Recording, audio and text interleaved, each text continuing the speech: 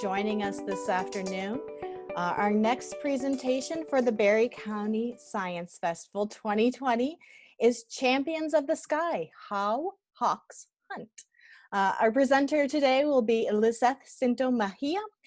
She is a student at, she's a doctoral student at the W.K. Kellogg Bird Sanctuary and Biological Field Station.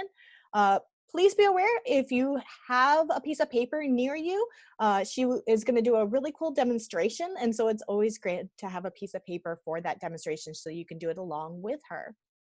Thank you, Elizeth, for joining us. Hi, thank you, Ellen. So I'm going to share my screen and, oops, there we go. Oop. Wait.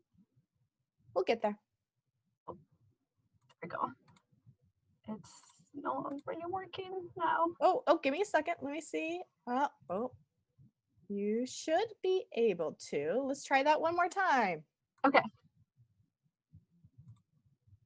Oh, there it is. Awesome. Great. Okay, so can you see the presentation? We are good to go. Thank you. Perfect. Awesome. Well, thank you so much, everyone, for watching. Just like Ellen mentioned, my name is Elizeth, and I am a PhD student at Michigan State University, and I also work with the Kellogg Biological Station. And today I'm here to tell you a little bit about how hawks hunt. But before I get started, first I want all of you to look at all these images and please tell me if you can identify any of these birds. You can maybe type it on the comment section or maybe you can shout it out. And while you're looking at them and trying to figure out what they are, we can see that all of these birds, they're birds of prey, but not all of them are hawks. So that's something that I want to mention before my talk, is that birds of prey, hawks, raptors, all those names are sometimes used the same way to talk about the same type of bird. And while, for example, a lot of the birds in this image are hawks, not all of them are birds of prey. So for example, an owl is a bird of prey, but sometimes, or like they're not really considered hawks. So maybe throughout the talk, you may hear me use the terms kind of like to refer to all of them, like bird of prey, but just keep that in mind that all of these birds, they're all birds of prey. So I don't know if anyone answered. We Okay. just had some that said there are owls and hawks in here. So I think we have a lot to learn today. Yeah, so, okay, so in this image, these are all hawks and one owl that is found in the US, but there are some of them that are actually very, very common here in Michigan. And while all these birds are considered birds of prey because they all hunt similar prey, actually, they're all gonna do so many different things to hunt. They're gonna use many different strategies. And one of them is what I'm gonna talk about today. So now these are basically the same images that I was showing you, but here, this is kind of the silhouette or the shape that they have when they fly. So kind of like imagine if they were flying above you, what would be the shadow that they will make on the ground. And on the top left corner, we can see a group of them called buteros. Now within this group, we can talk about birds like a red-tailed hawk or a broadwing hawk, a Swainson's hawk. Most, not all, but most of the birds that have hawk in their name. What we can observe is that these birds, they have really big wings and they're kind of broad, right? But on the other hand, if we look down here in this part where it says falcons, now in this group, these birds include peregrine falcon, prairie falcon, merlins, American kestrels, we can observe that sure, maybe they may seem like they're smaller compared to butteos, but we can see a big difference in the shape of their wings, right? They're very thin and they're super, super pointy. If we look down to this other group of harriers, now what we observe is that they have bigger wings compared to falcons. They're long and they're narrow, but they're not pointy at all, right? Compared to the falcons. To the right, we can see on the top that we have owls, which those are their own group, and I'm going to talk about owls at the end of the talk. And we can observe that they have really big and broad wings, but they're going to do so many other things to hunt their prey. And also another group that I'm going to talk about is this group over here called accipiters. Now in this group, we may hear some of the birds that also have the name hawk in their name, like sharp-shinned hawk or Cooper's hawk, but also the bird northern goshawk, like the one in the image. And these are usually referred as the hawks that usually live in the forest. They're kind of like forest hawks. And what we observe is that they have broad wings, but they're very short compared to the butteos above, to that red-tailed hawk. So let's start talking about each one of them. Okay, so I'm gonna start with the butteos. Again, these are birds like red-tailed hawk or broad-winged hawk, and these are the ones that we said they have really broad wings, right? So now think about how this is gonna help them fly and maybe hunt. So kind of like imagine if you have your arms expanded like this, and then you start moving them up and down, kind of like if you're a bird and you're flapping, these really broad wings, maybe they're gonna help you lift you up the air or maybe glide in the air. But think about if this is gonna be really helpful at hunting. So what I want all of you to do is if you have that piece of paper, and if you don't, you can do this later. Just a piece of paper like this. I don't know if you can all see it. Now, what I want you to do is just have this piece of paper in front of you and then just drop it. Just drop it and see how fast it follows. It falls on the ground.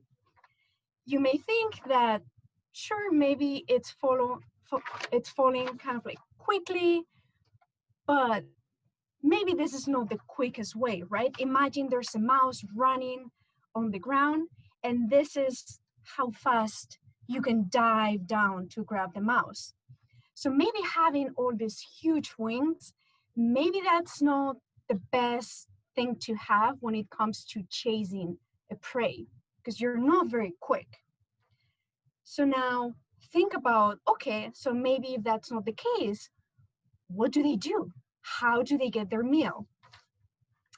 Well, actually, not all, but a lot of them, what they're gonna do is they're just gonna wait and watch and just wait for someone else, something else to be the hunter, and then they're gonna be watching everything, and then they're gonna go to the ground and just eat their prey. Now, for this type of bird, especially now in the winter, it's easy to see them on trees because they're usually perched, watching everything. But next time you go on a trip and you're driving along a highway, I want all of you to look at every like electrical post that you see, because it's very, very common to see birds like red-tailed hawks just perched there, just waiting to see what happens. So a lot of the animals that we see dead along the road, a lot of these birds are actually going to go and eat them. So actually their best strategy is to wait, watch, be patient, and then get their meal. Now we're going to talk about another group of birds. And we mentioned before that these birds, falcons, like Peregrine Falcon or American Kestrel, they have very thin wings and they're super pointy. Now, this kind of maybe reminds you of a jet plane, right? Now, are jet planes quick or are they slow? They're actually very fast, right? So maybe we can think that the strategy these birds use is speed. Because of the shape of their wings, they're going to be so fast chasing any prey, especially prey that is flying also, like a pigeon or some other bird. So I'm only going to show you a few seconds of this video so you can see this type of bird in action. This is a video of a peregrine falcon. And peregrine falcons are actually the fastest bird on Earth. So they can fly really quickly. They dive down super fast. You can see them going down. And that's the strategy they're going to use to hunt their prey.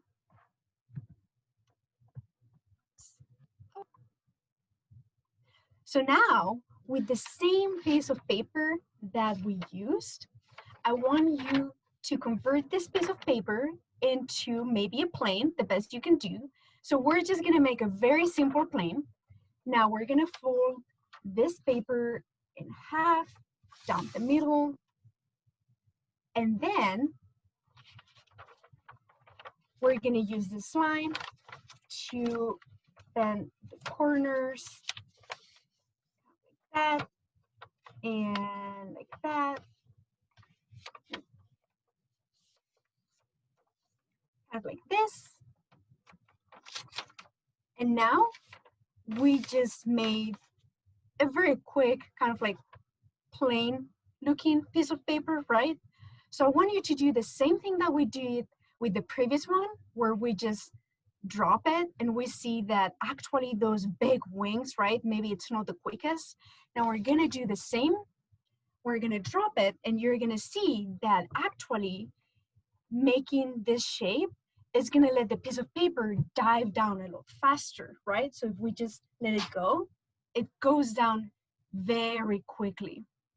So while all of you are doing that at home, and you can see the difference in between the papers, now maybe falcons are not the typical bird that you see more often, but interestingly, sometimes you can see them in big cities.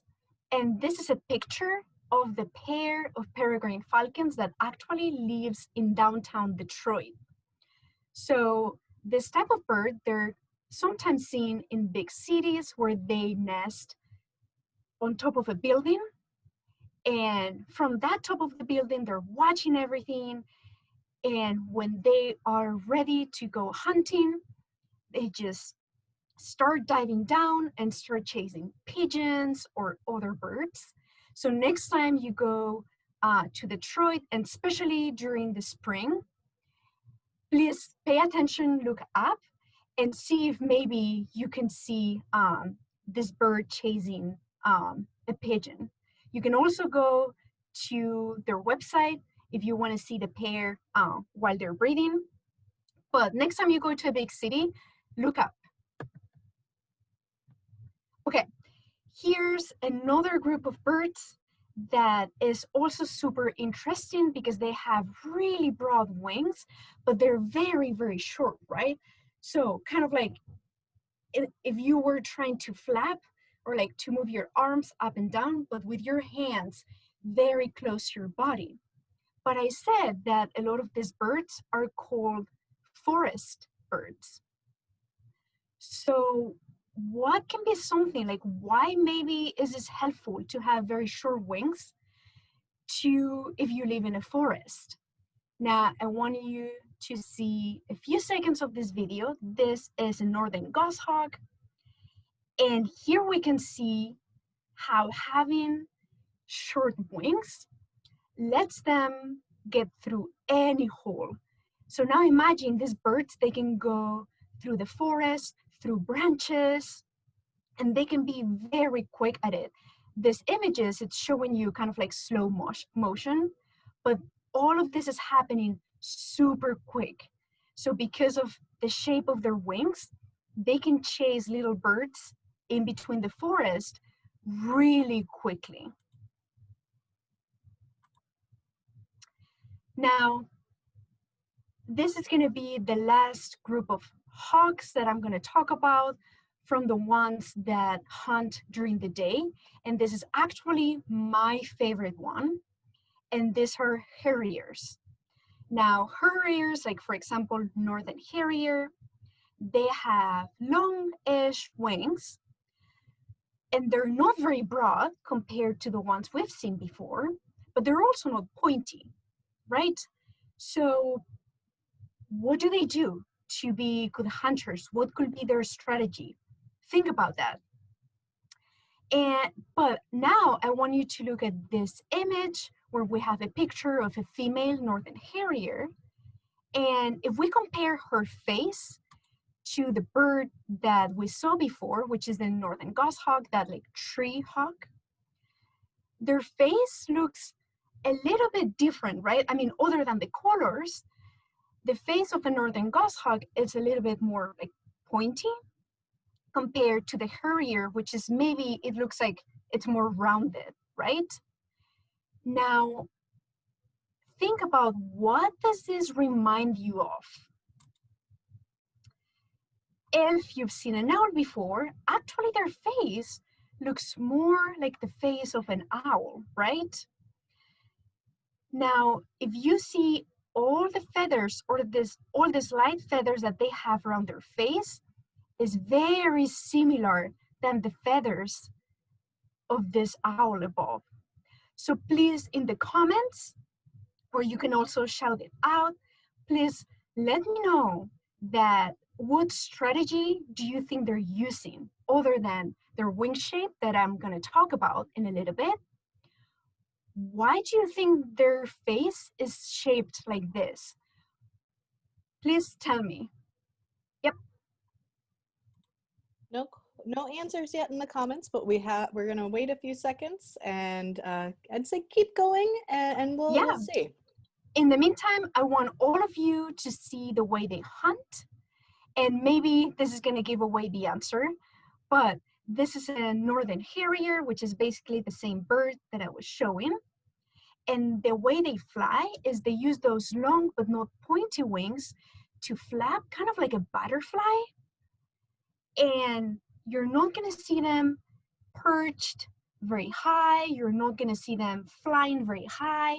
They're actually flying very close to the ground. Elizeth, somebody says to help them hear, question mark? Exactly. That's exactly what it is, to help them hear. So we can see this bird here. The reason why it's flying close to the ground and they have that shape is so they can hear.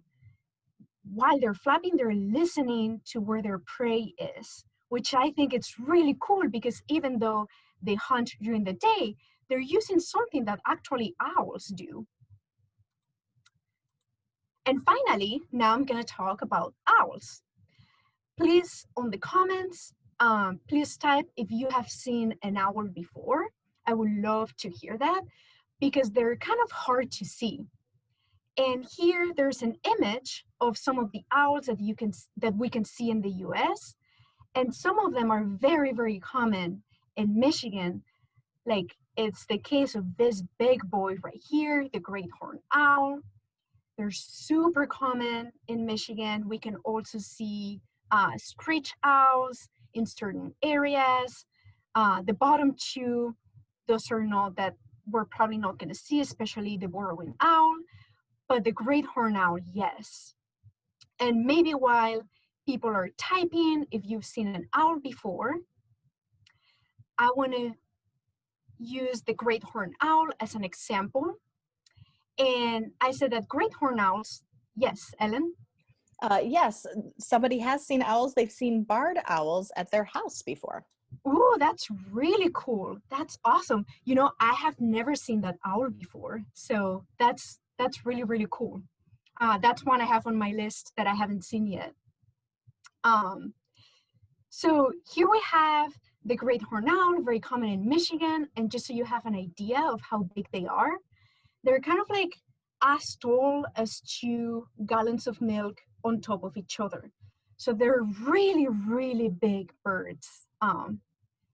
Yes. Other people have seen barred owls, and they've seen also owls at the Kellogg Bird Sanctuary. So that might be a good place to go see owls.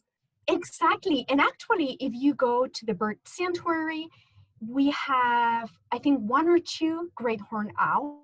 I think her name is Virginia. So we can see that one her there. And there's also a barn owl. So that's really cool. If you haven't made it to the bird sanctuary, I recommend it. Um, and if you look at these owls, okay, so what is something that they're gonna do to hunt? First of all, they have really big eyes because they have really great vision. And now if you have some fruit around your house, maybe later you can imagine that their eyes, it's the same size as maybe a plum or an apple. Uh, so imagine if we humans, if our eyes were just that big, right? Those would be really, really big eyes.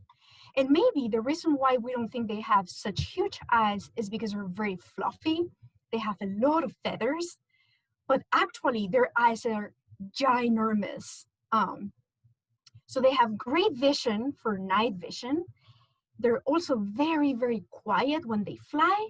We can see birds that fly during the day, like the ones we've seen before. We can hear them flap, but with an owl, you could not hear them flap. Their prey cannot hear their coming. And they also have amazing hearing, if not the best hearing. And this is something that sometimes people get confused about because a lot of people think that these are their ears, but those are actually ear tufts. And not all owls have them. Their ears are actually right there, those lines that we see around their face. And all owls have this. Here we have a great gray owl and a barn owl. And actually, these feathers, they're shaped like a satellite antenna to capture, to collect all the sounds around them. Which is why for owls, hearing is super important, if not the most important thing for hunting.